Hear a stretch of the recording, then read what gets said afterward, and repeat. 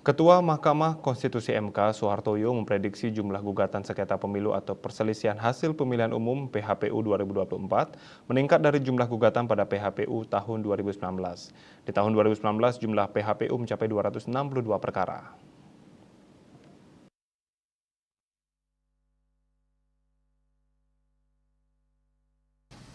Soehartoyo dikutip dari kantor berita Antara 24 Maret mengatakan masih melakukan penginputan data gugatan yang masuk ke laman resmi MK.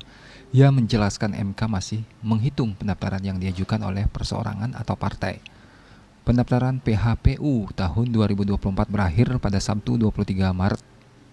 Hal ini sesuai dengan peraturan MK nomor 1 tahun 2024 bahwa pendaftaran PHPU Pilpres dilakukan maksimal 3 hari dan PHPU Pileg maksimal 3 kali 24 jam setelah penetapan perolehan suara oleh KPU.